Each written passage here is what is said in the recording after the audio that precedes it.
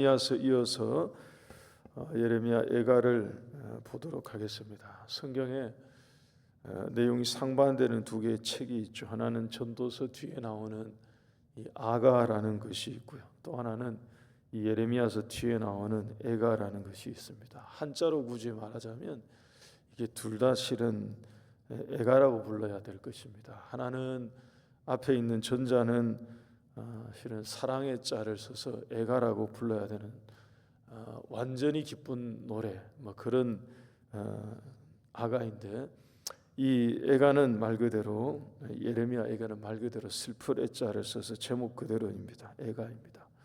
완전히 슬픈 노래입니다.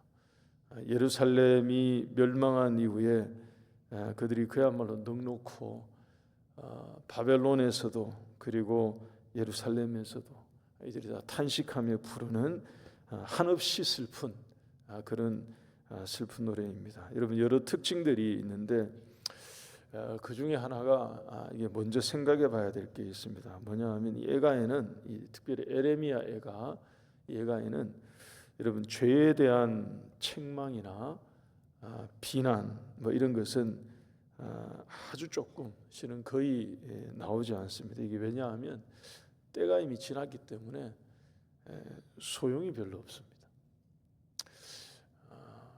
이 죄의 성향이 실은 그런 점이 있다는 것을 우리가 놓치지 않아야 합니다. 뭐냐 하면 여러분, 죄를 짓기 전에는 텐션이 있어요.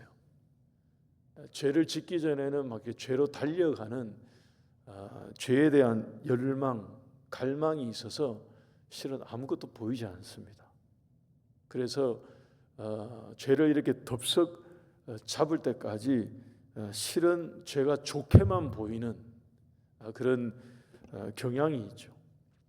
근데 죄를 짓고 나면, 죄를 딱 짓고 나면 그때부터 한없이 밀려오는 허전함, 허무함, 후회, 탄식, 그야말로 그제서야 죄 외에 다른 것이 보이기 시작합니다. 죄를 짓기 전에는 보이지 않다가 죄를 짓고 나면 그제서야 이제 깨닫게 되어지는, 소위 말해서 영적인 통찰 같은 이런 것을 뒤늦게 이제 알게 되는 게 있죠. 여러분, 이게 죄가 가지고 있는 그런 경향 같은 것입니다. 짓기 전에는 그쪽으로 달려가게 만들지만 짓고 나면 거기로부터 밀려오는 슬픔, 탄식, 반성, 이런 게 남습니다. 이게 실은 위험한 거죠. 한 번 더 말씀드리면 이런 것입니다. 죄를 짓기 전에는 죄의 욕망에 사로잡히게 만들고요, 죄를 짓고 난 다음에는 죄의 절망에 사로잡히게 만드는 이런 게 있습니다. 유다 백성들이 죄를 짓기 전에는 몰랐어요. 이 멸망을 당하기 전까지는 그런 통찰이 일어나지 않았다고요. 우리 앞에서 계속 예레미야서 볼 때 계속 봤습니다만, 하나님이 아무리 말씀해 주셔도 들려오지 않습니다. 하나님이 계속 얘기해 주셔도 이게 마음으로 와닿지가 않아요. 그래서 예레미야서 51장, 52장 이렇게 넘고 나니까 갑자기 밀려오는 이 죄의 결과에 대한 통찰이 막 일어난 것처럼 그런 것입니다. 그래서 여러분이 애가 첫 절 한번 보십시오. 1장 1절 한번 보시면 슬프다 이렇게 시작되죠. 비로소 이게 얼마나 슬픈 일인지, 이들의 슬픈 현실을 직시하게 된 것입니다. 특히 여러분, 이 애가의 특징 중에 가장 큰 특징 중에 하나로 볼 수 있는 게 뭐냐 하면 1장에서 5번이나 반복되어 나오는 표현이 있습니다. 2절, 9절, 16절, 17절, 21절. 화면에 한 번에 딱 보시면 무슨 내용이냐 하면 내게 위로자가 없다 하는 이 표현입니다. 이 정도로 이제 슬픈 거죠. 이게 가장 큰 특징 중에 하나예요. 하나님께로부터 철저하게 버림받아서 누구도 내 옆에서 날 위로할 자가 없습니다. 하나님, 이런 표현이에요. 완전히 버림받은 신세가 되었음을 한탄하는 이런 처지가 되고 보니 실제로 이런 것입니다. 이전까지는 자기들을 동맹이 되어서 막 도와줄 것 같은 애굽, 그리고 뭐 모압, 암몬 뭐 이런 나라들 힘이 될 것 같고 위로를 줄 것 같고 같이 손붙잡아 줄 것 같은 이런 이제 유들이 이런 처지 현실을 직면하고 나니까 이제 알게 되는 것입니다. 그들이 참된 위로가 아니라는 것을, 거기에 참된 도움과 힘이 되는 게 아니었음을 뒤늦게 깨닫게 된 이런 것입니다. 우리가 오늘 이 1장 애가 첫 번째 시간에 이 애가를 통해서 우리가 배우게 되는 몇 가지 교훈을 그래도 좀 정리할 필요가 있습니다. 여러분, 첫 번째 교훈은 뭐니 해도 이거 다시 새겨야 하는 첫 번째 교훈일 것입니다. 하나님의 말씀은 여러분 좀 더딜 수 있지만 결국 말씀대로 성취된다는 것을 잊지 않는 것이 필요합니다. 한 번 더 말씀드립니다. 하나님의 말씀은 이게 좀 더디게 이루어질 수 있습니다. 우리에게 있어서 좀 더디게 이렇게 다가오는 것처럼 느낄 수 있지만 결국에는 말씀대로 이루어진다는 것을 놓치지 않는 것이 참 중요합니다. 앞에서 말씀드린 것처럼 여러분, 죄를 짓고 멸망에 이르기 전까지 이게 어려웠어요.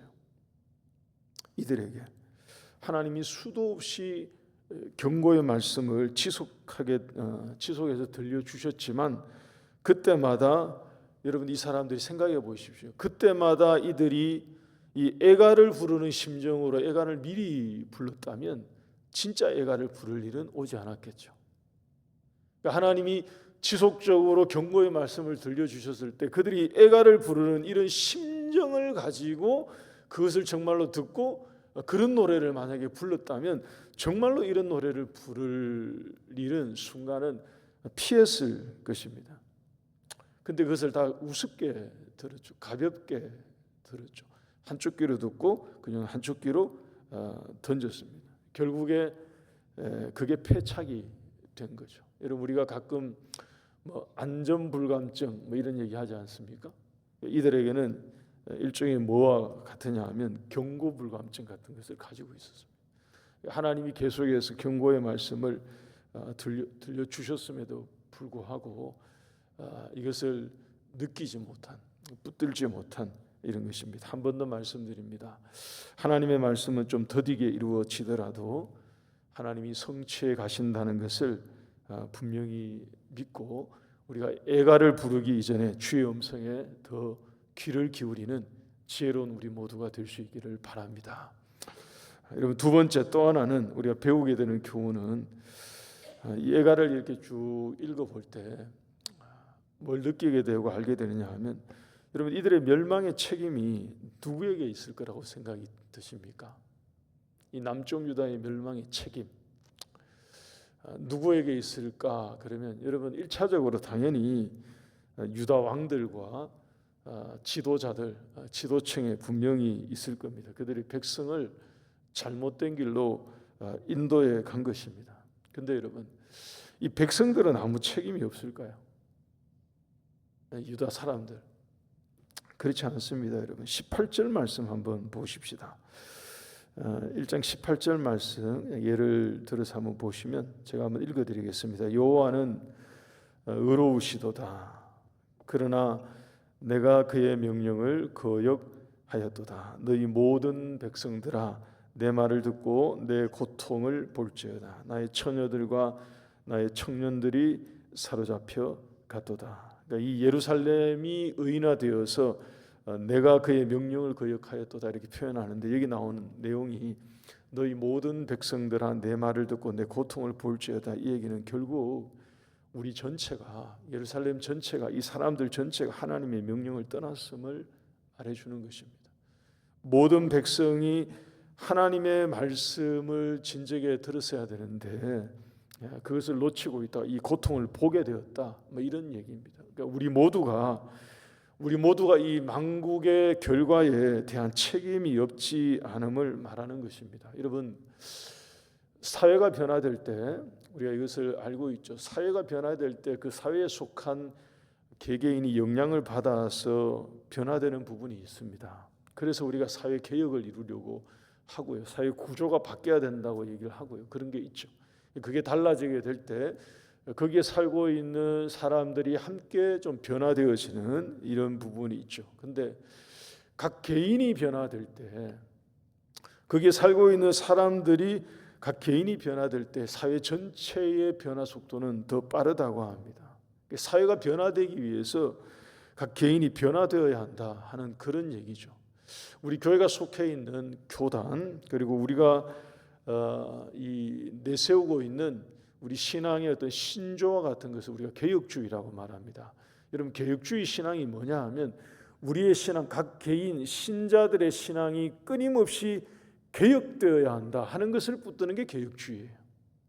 우리는 매일같이 끊임없이 우리의 신앙, 우리의 삶의 모습을 변화시켜 나가고 개혁시켜 나가고 변혁시켜 나가고 바꾸어 나가고 바른 길로 서기 위해서 끊임없이 애쓰고, 이런 게 이제 실은 개혁주의거든요. 성도 각 개인이 끊임없이 자기의 신앙을 변화시켜 나갈 때 우리 공동체가 전체가 변화되어지고 달라질 수 있는, 여러분 이 점을 놓치지 않아야 합니다. 남쪽 유다는 왕들에게 실은 책임을 던진 거고요. 지도자들에게 책임을 던진 거고, 또 그들에게 책임이 일차적으로 있는 게 맞고요. 피할 수 없는 거고요. 하나님이 그들을 징계하신 것이 맞고요. 맞는데 그 땅 가운데 살고 있는 모든 백성들이 거기에 다 동조한 것입니다. 실은. 그들의 삶 가운데에 하나님을 떠나서 우상을 섬기는 그들 모두가 다 그 만국의 길로 함께 다 달려갔던 것입니다. 우리가 오늘 이 말씀 통해서 이렇게 좀 적용했으면 좋겠습니다. 우리가 사는 사회, 나라, 이 세상도 한번 보십시오. 우리가 아무리 애쓰고 노력하고 또 노력하고 또 외치고 또 외쳐도 여러분 사회 가운데에 있는 이 죄악, 타락 또는 도덕과 윤리를 떠나 있는 이런 행태, 여러분 이런 것은 계속해서 만연합니다. 우리가 이 말씀 통해서 그냥 우리 각자에게 한번 적용했으면 좋겠습니다. 여러분 사회가 좀 타락하고요. 그리고 도덕이 무너지고 또 윤리가 무너지고 법과 질서와 정의와 공의가 무너져서 우리 가슴을 치게 만들고 어떻게 이럴 수 있는가? 어떻게 사람들이 이럴 수 있는가? 앞에 선 사람들이 어떻게 이럴 수 있을까? 하는 것을 우리가 계속 보면서 산다 하더라도 우리가 이 말씀 앞에 이렇게 좀 마음에 다짐했으면 좋겠습니다. 우리 한 사람 한 사람은 하나님 앞에 끝까지 의를 행하며 살아가는 그런 신실한 성도가 되겠다고, 하나님 앞에 그렇게 더 깨어 있겠다고 다짐하는 우리 한울교회 모든 성도들이 다 되시기를 바랍니다. 하나님 앞에 우리 한 사람 한 사람이 하나님, 이런 세상 가운데 살고 있지만 하나님 앞에 의롭게 살기 위해서, 의를 추구하며 살기 위해서 애쓰겠습니다. 우리 그런 심정으로 살아가는 우리가 되어야 할 것입니다. 끝으로 한 가지만 더 생각해 본다면, 여러분이 애가 자체가 우리에게 보여주는 교훈이 있습니다. 이 애가는 슬픈 노래인데요, 실은 그 앞에 수식어구가 하나 들어가는 게 실은 더 맞습니다. 뒤늦게 부르는 슬픈 노래, 이렇게 좀 제목을 붙이는 게 더 나을 것 같아요. 여기에 나오는 내용은 구구절절 다 후회입니다. 한 절 한 절이 다 반성이고요. 그리고 슬픔을 깨닫고 뉘우치는 그런 회개와 같은 것입니다. 근데 여러분, 결과를 얻고 난 뒤에, 결과가 발생하고 난 뒤에 뒤늦게 부르는 이 슬픈 노래니까 말 그대로 하소연처럼 들리는 거예요. 이미 이제 이렇게 되고 난 다음에 이들이 한없이 이렇게 부르는 노래니까 그냥 넋두리처럼 하소연처럼 들리는 그런 노래가 되고 만 그런 것입니다. 바꿔 말하면 여러분, 너무 늦은, 너무 때늦은 그런 후회로 가득한 그런 노래, 회개 같은 이런 것이다 하는 것입니다. 우리 삶에도 우리 삶에도 저는 이 말씀 읽으면서 이런 생각 들어요. 우리 삶에도 슬픈 노래를 부를 때가 있을 수 있을 것입니다. 우리의 마음에 슬픔이 밀려와서 슬픈 노래와 같은 것을 부를 때가 생길 수도 있죠. 근데 여러분, 이렇게 되면 안 될 것 같아요. 때늦은 애가가 아니고요. 그야말로 뒤늦게 부르는 그런 애가가 아니라, 앞에서도 말씀드린 것처럼 이미 때를 놓치고 부르는 이런 애가가 아니라, 이런 슬픈 마음을 가지고 부르는 그 노래를 통해서 오히려 하나님이 우리를 깨닫게 해주시고 회복시켜주는, 그래서 하나님의 사랑을 다시 느끼게 되고 다시 찾게 되는 그런 애가가 우리의 삶에 있을 때 정말로 하나님 앞에 우리가 빠르게 서게 되고요, 회복되어지게 되고 하나님이 우리를 고쳐주시고 다시 주님 앞에 세워주시는 그런 은혜를 맛보게 될 것입니다. 여러분, 우리가 이 예레미야 애가 이제 한 장씩 볼 때에 우리 마음 가운데 하나님께서 정말로 신실한 성도로 세워주시고 하나님 앞에 알지 못했던 그 깨우쳐 주셔서 의젓하게 설 수 있도록 만들어 주시는 그런 은혜가 있기를 주의 이름으로 축복합니다. 우리 같이 기도하십시다.